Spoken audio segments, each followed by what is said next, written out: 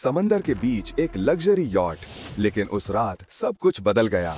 एक चीख, एक धक्का और एक औरत पानी में डूब गई। कैबिन 10 से अगले दिन ना कोई लाश मिली, ना कोई गवाह, सिर्फ एक जर्नलिस्ट जो कह रही थी उसने सब देखा है, पर सब उसे पागल समझ रहे थे। ये है द वुमन इन कैबिन 10, जहां खामोशी के नीचे छुपा है एक खून का राज।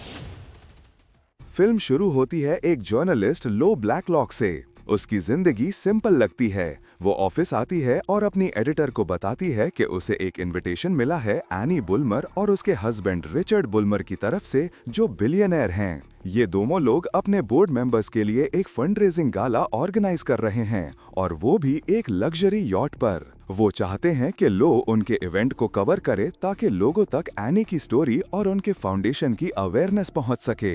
एनी बुल्मर को स्टेज 4 ल्यूकीमिया है और इसी वजह से उसका हस्बैंड रिचर्ड उसके नाम पर एक फाउंडेशन बना रहा है। अगली सुबह लो अपना सूटकेस लेकर पोर्ट पहुंचती है। समंदर के बीच एक व्हाइट लग्जरी यॉट चमक रही है, दी अरोरा। लो मुस्कुराती है, लेकिन उसके चेहरे पर एक हल्की सी बेचैनी है। उसे नहीं पता कि ये सफर सिर्फ काम का नहीं, ये उसके जिंदगी का सबसे खतरनाक सफर बनने वाला है। यॉट पर आते ही लो की मुलाकात बेन मॉर्गन से होती है, जो एक फोटोग्राफर है। रात में यॉट पर एक डिनर का इंतजाम होता है, जहां सब गेस्ट्स एक साथ बैठे होते हैं। लो जब डिनर के लिए जा रही होती है तो रास्ते में उसकी नजर बेन पर पड़ती है। उसे इग्नोर करने के लिए लो कैबिन 10 के पास रुक जाती है और वहां अंदर चली जाती है। कैबिन के अंदर उसकी मुलाकात एक लड़की से होती है। वो लड़की थोड़ी अजीब सी लेकिन शांत लगती है। लो उससे सॉरी कहकर वापस बाहर निकल जाती है। थोड़ी देर बाद एक स्टाफ मेंबर लो के पास आता है और कहता है, मैम, एनी ने आपको बुलाया है। लो लाइब्रेरी में जाती है, जहां एनी बुल्मर आती है, थोड़ी बीमार लेकिन अब भी ग्रेसफुल और कॉन्फिडेंट। एनी मुस्कुराती है और कहती है, मुझे तुम्हारा काम बहुत पसंद है। फिर वो थोड़ा सीरियस होती है और कहती है, क्या तुम मेरे लिए एक काम करोगी? एनी एक लेटर निकालती है और लो को देती है। वो कहती है, कल गाला डिनर में मेरी स्पीच तुम पढ़ना। लो थोड़ा हैरान होती है लेकिन कहती है, ठीक है। एनी फिर धीरे से कहती है, मैं अपनी सारी दौलत चैरिटी में देने वाली हूँ। ये बात उसने सिर्फ लो को बताई होती है, किसी और को नहीं। ये राज उस लेटर में भी लिखा होता है। रात को लो सो रही होती है, लेकिन उसे अजीब ख्वाब आते हैं, जैसे कोई समंदर में डूब रहा हो, किसी की सांस रुक रही हो। अचानक उसकी आंख खुल जाती है। वो आवाजें सुनती है, जैसे कोई किसी से झगड़ा कर रहा हो, किसी को मार रहा हो। लो घबराकर बैल्कनी की तरफ जाती है और बाहर देखती है। ठंडी हवा चल रही होती है, लेकिन समंदर की तरफ से एक तेज स्प्लैश की आवाज आती है, जैसे किसी ने किसी को पानी में फेंक दिया हो। उसी वक्त उसकी नजर एक ब्लड वाले हाथ पर पड़ती है, जो बैल्कनी के शीशे पर लगा होता है। लो चिल्लाती है, सबको अलर्ट करती है कि कैबिन 10 में एक औरत थी जिसे किसी ने समंदर में फेंक दिया है। क्रू और स्टाफ सब गेस्ट्स को चेक करते हैं, लेकिन सब अपने अपने रूम्स में होते हैं। कोई मिसिंग नहीं। फिर पता चलता है कि कैबिन 10 वाला गेस्ट तो आया ही नहीं था। अगली सुबह लो पूरे स्टाफ मेंबर्स को चेक करती है, ये देखने के लिए कि कहीं कोई क्रू मेंबर मिसिंग तो नहीं, लेकिन सब लोग मौजूद होते हैं। फिर वो बेन के पास जाती है और उसका लैपटॉप देखती है। उस लैपटॉप में उसे एक तस्वीर मिलती है, वही लड़की जो उसने कैबिन 10 में देखी थी। लो वो पिक्चर सबको दिखाती है, लेकिन कोई उस पर यकीन नहीं करता। तब एक गेस्ट कहता है, लो तुम डिस्टर्ब हो, कुछ महीने पहले तुमने एक मर्डर देखा था ना, शायद इसी वजह से तुम्हें अब हर जगह लोग मरते हुए लगते हैं। लो शौक में उस गेस्ट को देखती है, तुम्हें ये बात किसने बताई? वो अपनी नजर बेन पर टिका देती है। बेन चुप हो जाता है, फिर धीरे से कहता है, सॉरी लो, मैंने ही बताया था, मुझे लगा शायद इससे तुम्हारी मदद हो जाए। फिर रिचर्ड लो से कहता है, तुम्हें थोड़ा रिलैक्स होना चाहिए लो, स्पा चली जाओ, थोड़ा रेस्ट लो। लो स्पा में जाती है, लेकिन वहाँ भी उसे सुकून नहीं मिलता। जब वो मिरर के सामने खड़ी होती है, उसकी नजर शीशे पर लिखे लफ्ज स्टॉप पर पड़ती है। वो घबरा जाती है और फौरन स्टाफ को बुलाती है। लो उनसे कहती है, यहाँ के कैमरा फुटेज चेक करो, लेकिन स्टाफ मेंबर कहती है, मैम, गेस्ट्स की प्राइवेसी के लिए स्पा के कैमरास ऑफ रखे जाते हैं ताकि कोई अनकंफर्टेबल ना हो।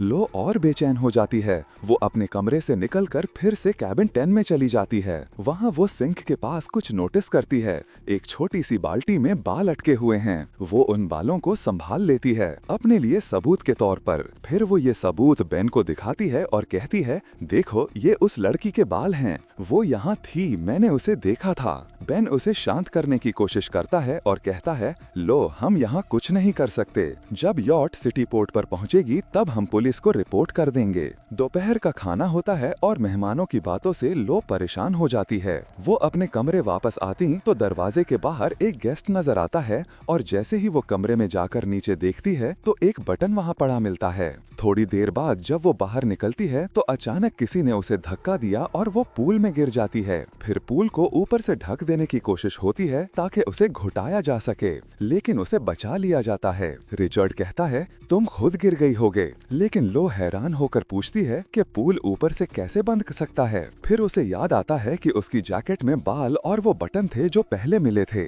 मगर स्टाफ ने बोल दिया कि उन्होंने उस कपड़े को लॉन्ड्री में भेज दिया था। सुबह शाम की थकान से थक कर लो वापस अपने रूम जाकर सोना चाहती है कि अचानक दरवाजा नॉक होता है। जब वो देखने जाती है तो बाहर से कोई भागता नजर आता है और लो उसका पीछा करती हुई यॉट के बेसमेंट तक पहुंच जाती है। वहां उसे वही लड़की मिलती है जो उसने पहले कैबिन 10 में देखी थी। लड़की घबराई हुई कहती है, तुमने मुझे जिंदा देखा है, अब मेरा पीछा छोड़ो, और सामने वाली मिरर पर लिखे स्टॉप का जिक्र करती है। लो हैरान होकर कहती है, तुमने मिरर पर मैसेज लिखा था और तुम ही ने मुझे धक्का दिया, मुझे क्यों मारना चाहती हो? लेकिन लड़की कहती है कि उसने धक्का नहीं दिया। लो पूछती है कि वो बाल किसके थे तो लड़की धमकी जैसी आवाज में कहती है, ये तुम्हें मार देगा अगर तुमने ये सब बंद ना किया। तब लो उसकी जैकेट खोलकर देखती है और वहाँ से जो चेहरा नजर आता है वो एनी का होता है। एनी गुस्से में लो के सर पर जोर से मार देती है और लो बेहोश होकर गिर जाती है। जब वो होश में आती है तो पाती है कि एनी ने उसे बंद कर दिया है। उस वक्त लो को एनी की पहली बातें याद आती हैं और उसे एहसास होता है